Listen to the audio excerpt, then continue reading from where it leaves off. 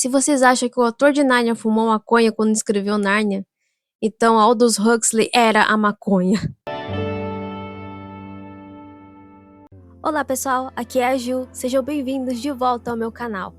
Bom, hoje eu vim aqui falar com vocês sobre um livro que eu li recentemente.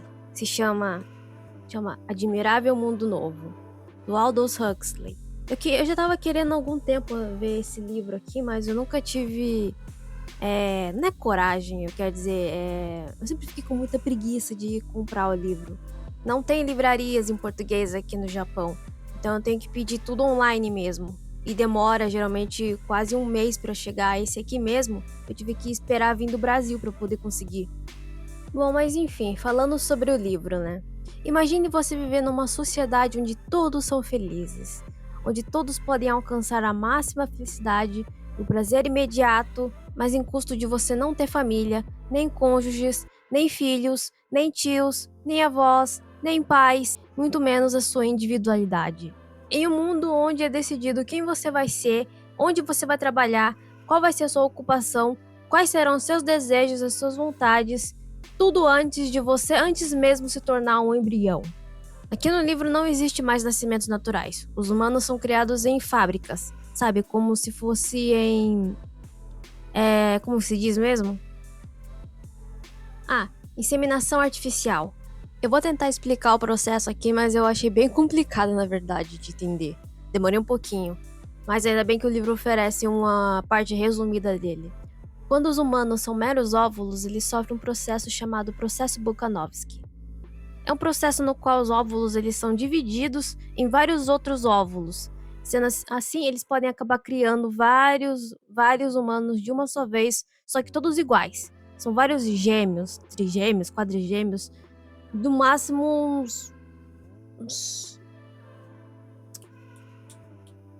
não sei, no máximo uns 90 por óvulo. Assim eles podem criar vários humanos de uma só vez. Ou seja, é mais mão de obra para eles. O universo de Admirável Mundo Novo é totalmente centrado no Fordismo. O que é Fordismo, vocês me perguntam? O Fordismo é um modelo de produção industrial que foi criado por Henry Ford em 1914. É aquele modelo em massa de produção onde tem a esteira e ficam as pessoas paradas enquanto o produto se move e as pessoas vão fazendo cada uma função diferente. Eu trabalho em fábrica, então eu sei mais ou menos como é que funciona esse meio. Você fica parado o dia inteiro, sua energia é totalmente usada só para aquela função específica. O objetivo é produzir mais em menos tempo, ou seja, assim eles conseguem baratear os produtos reduzindo o tempo de produção.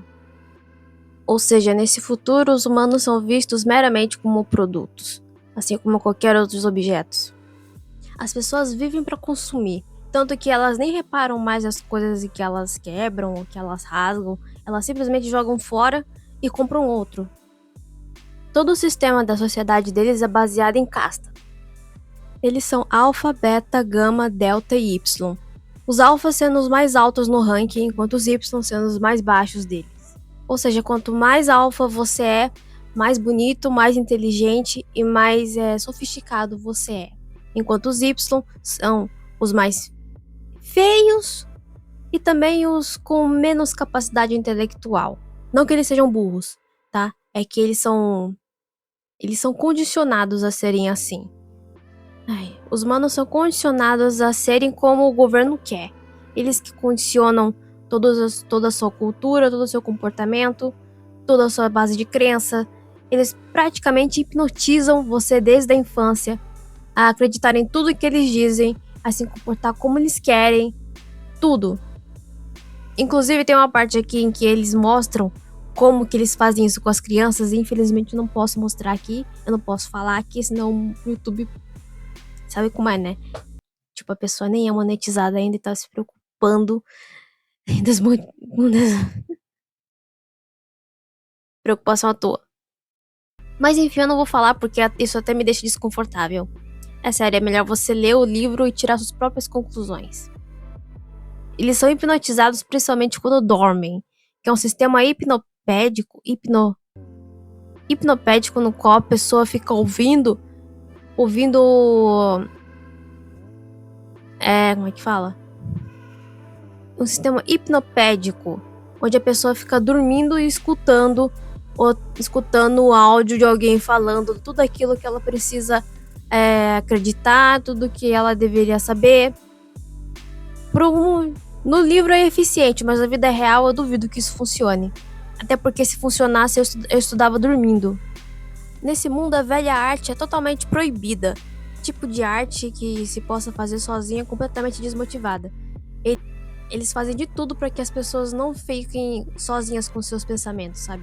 Porque quando a pessoa começa a pensar demais, aí ela começa a ter ideias, ela começa a pensar, a ter aquele senso de individualidade, que é uma coisa que eles não querem ter de jeito nenhum.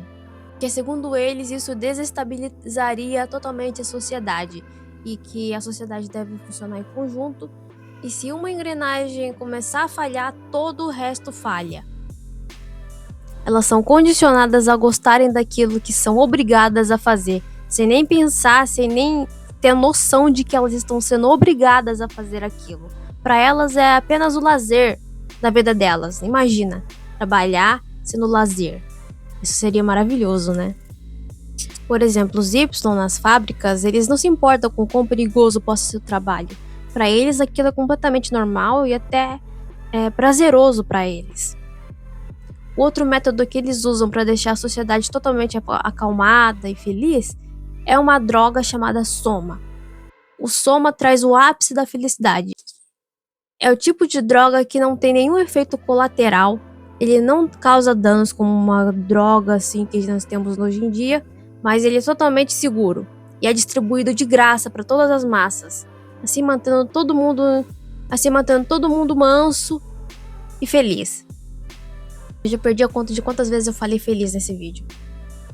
Enfim, esse é o objetivo deles, né? Manter a sociedade feliz e tranquila, só assim para não gerar rebelião. Enfim, é uma sociedade bem maluca, bem viajada. Eu não posso acreditar que o autor teve a capacidade de pensar. Se vocês acham que o autor de Nárnia fumou maconha quando escreveu Nárnia, então Aldous Huxley era a maconha. Porque não é possível, cara. Sério, é muito maluco essa história. Eu mesma não consigo acreditar no que eu tava lendo. É muito criativo, mas ao mesmo tempo é muito assustador. Porque o futuro descrito aqui eu não sonharia nem pro meu pior inimigo. Essa história não tem exatamente o personagem principal. Quer dizer, tem vários personagens que são importantes para a história, mas ela não se centra exatamente em um deles. Mas o objetivo da história não é contar uma jornada de um personagem lutando contra o sistema, como aquelas distopias que a gente lia lá de 2010, como Jogos Vorazes ou Divergente ou Maze Runner. Não, é uma história bem mais centrada na sociedade em si. É mais um estudo, uma hipótese do que poderia ser o futuro. Bom, se tem uma coisa que eu posso dizer é que eu invejo esses trabalhadores de fábrica Se tem uma coisa que eu posso dizer a esse livro é que eu invejo os trabalhadores que se sentem felizes com seus trabalhos, principalmente os Ys. E eles trabalham totalmente na ignorância, completamente alheios do que eles podem ser. Eles não têm sonhos, eles não têm desejos, eles apenas desejam o que o governo quer que eles desejam, que é trabalhar a vida inteira, é produzir, é consumir. Eles são felizes com isso, pelo menos é o que o livro tenta nos dizer, né? Eu trabalho o dia inteiro em fábrica, eu sei como que é essa rotina, não tanto quanto eles, né, porque no livro o processo parece ser bem mais... No livro o trabalho parece ser um pouquinho mais pesado. Mas eu já trabalhei em fábrica o suficiente pra dizer que não é um trabalho muito digno, por assim dizer. É necessário, mas não é o que eu gostaria de fazer, não é o que acho que ninguém gostaria de fazer, né? É muito...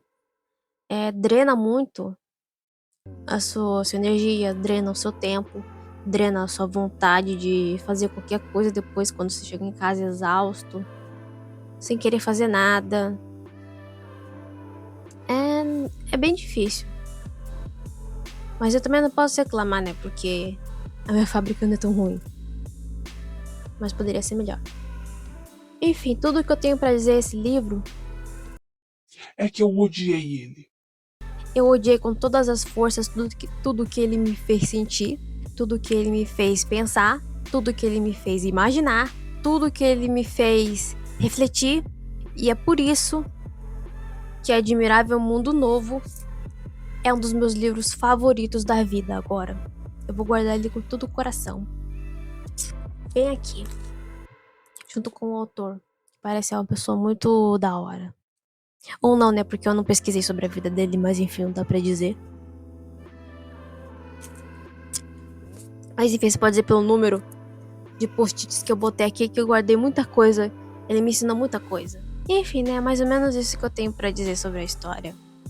Na próxima vez eu vou procurar ler um livrinho um pouquinho mais acima da média, sabe? Um pouquinho mais animado, mais instigante. Quer dizer, não que Admirável Mundo Novo não seja totalmente instigante. Isso ele é. Mas não é toda a sociedade que é desse jeito. Tem uns lugares chamados Reserva de Selvagens, que na verdade é apenas uns reservas onde vivem os povos indígenas que não se misturaram com a população em geral. Eles têm os seus próprios costumes, sua própria cultura, mas é um pouquinho misturado com o que temos hoje, por exemplo. Eles têm a sua própria cultura, né? Mas eles também adicionaram, por exemplo, o cristianismo neles, né? Eles são como se fosse o velho mundo, né, coexistindo com o novo mundo. Tem um personagem que é dessa tribo e que ele vem para a sociedade atual e para ele esses dois lugares é um inferno. Enfim, se eu recomendo esse livro, totalmente. Você totalmente deveria ler esse livro. Ele é curtinho só, tem só umas 300 páginas, é bem fácil de ler na verdade. Tem umas palavras que eu não reconheci, mas se você ler inteiro, você entende o contexto dele.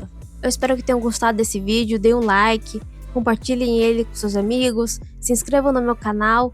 Muito obrigada. Tchau!